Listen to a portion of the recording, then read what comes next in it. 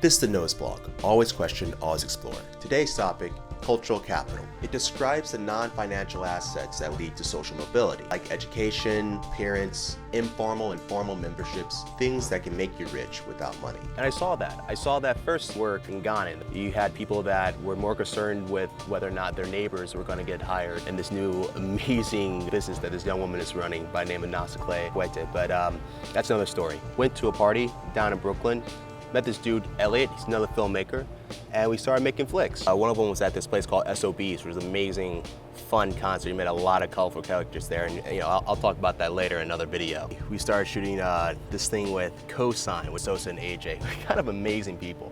I think just meeting anyone in a startup, you're gonna find some engaging, self-determined, or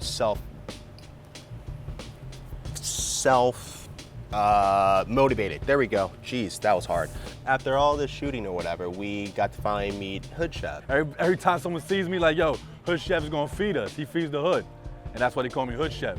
Short for a neighborhood chef, because in any neighborhood, I'm feeding you.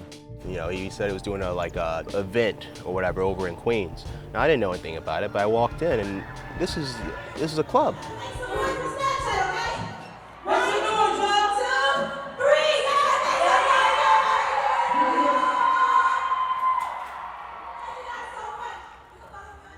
The whole thing was happening in a club. It was called I think it was Children's Music Festival. But we have children performing, singing, dancing. In the middle of all that, you have this huge stage of little kids. I mean, they couldn't be more than maybe like 12 years old. Kind of looking around, looking to the teacher who was right there next to them, you know what I mean? They have basketball, like camp inside there. You know, they have their tables out. They got face painting, they got all types of art going on.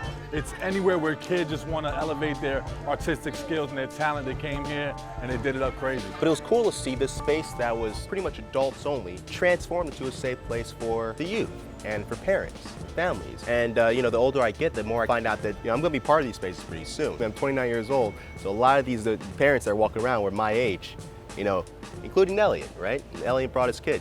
But it was cool to see because in the midst of all that, there was Hood Chef. And he was just giving out free food. If the kid couldn't afford it, if the kid was kind of like, I don't have anything, the Hood Chef was just like, here you go, bro. I mean, he's one of these people that really values his relationships and his impact on people.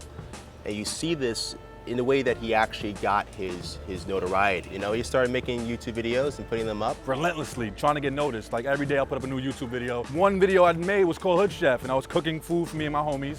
And guess what happened? The Daily News seen it, and they gave me an article in the Daily News. And then I knew I was lit. I was like, all right, I got this one little article from the Daily News. They're watching me. You know what I do? I gotta turn it up. So I started doing more videos, and Fabulous came and did a video in my crib. I started making so much noise. He's like, yo, you got a nice Brooklyn mural in the background of your crib. So came to the crib and did a video and had my burgers, and that was my first CoSign. And I started using Currency's music in the back of our videos. And then I went to a Currency show, and Currency recognized me, like, yo, you're a Hood Chef. And that was the second CoSign. I met Dame Dash, and it was like a snowball effect of me feeding all these rappers and hood celebrities to the point where I started doing these epic barbecues. And we was like, let's get together to do a barbecue for free. 400 burgers, 400 shish kebabs, 400 chicken sandwiches, and 400 hot dogs. Let's give it for the hood. Everybody came, everybody ate. We fed thousands of people every 2 weeks for the whole summer till now, 6 years strong. And I became a hood legend after that.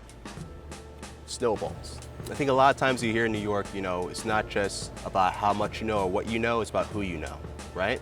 I think the people that make it the furthest are the folks that really do value those relationships. It's the folks that really do take an effort, and you see this with Hood Chef. When I start feeding all these people for free, they all started loving me. Like, yo, we love Hood Chef, and I love that feeling, so I wanted to do it more. And I wanted to show other people what it's like to give. Because when they gave, they started feeling really good also. I'm like an alchemist. I'm just taking energy, I'm building it up, I'm sharing it, and then other people are coming and they're enjoying the energy too.